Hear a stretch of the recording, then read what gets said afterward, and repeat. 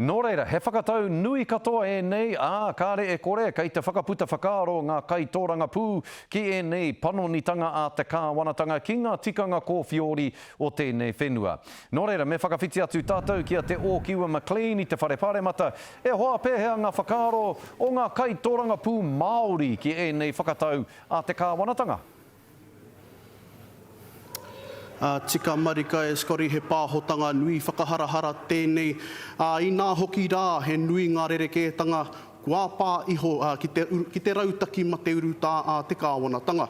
Nō te rā nei toro atu ai hau ki etahi mema tōranga pū Māori.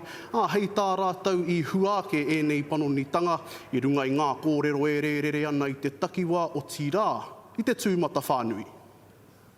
E muru nei te primia i o Naringa i ngā ture aukati i te kōwhiori.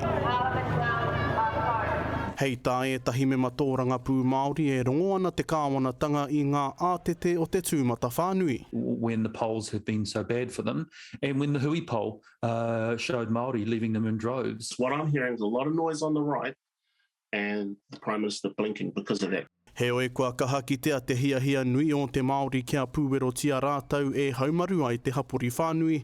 I te nui o ngā puari hauora e whaine i ngā kano ārai iwa te kau ōrau. Toko ake te pātai ka pēhea ngā whānau Māori i ngā panonitanga. There has been no consideration for Te Ao Māori in any of the COVID response, first year, second year and now. Come on in and let the friendly team vaccinate you. Ahua rima te kaumā iwa ōrau o tātou i whiwhi ana i kano i whiwhi te pūwero tuatoru. No e hara tērā te nama pai kia mō tātou katoa. Hoi i kōrero pere me tēnei rā, kua heki nā nama, enari kei te tiro whānui ai. Engari e maupū ana te primia ki tō rātau rautaki turaki te urutā. If you have only had 2 doses, I don't consider you to be fully vaccinated. We don't consider you to be fully vaccinated. Please go and get a booster. He oi he rautaki waita taima te ki a ngā āpitihana. It was burning itself out. And certainly there's been a lot of kickback from Te Ao Māori who, as we've seen in this COVID response, took charge for ourselves. Kona ko hunga nā nohi mai te nā tau, rima nā tau heki iho, kāre rātau te whakui te pūwero. No aira he maharahara kia i te me he matua hau. We still need to have great care for those communities that aren't vaccinated, Māori, Pacifica.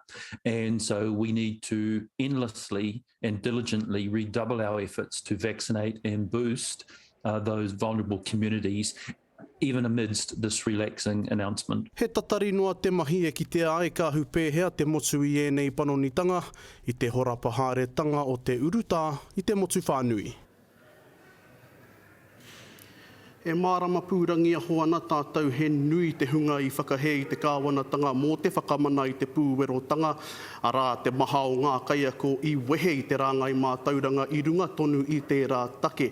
Nō reira he kaupapa nui tai o reore tēnei mō rātau, e hoki anō ai rātau ki te ara o te mahi, o tirā ki te ara o te ora. Skori.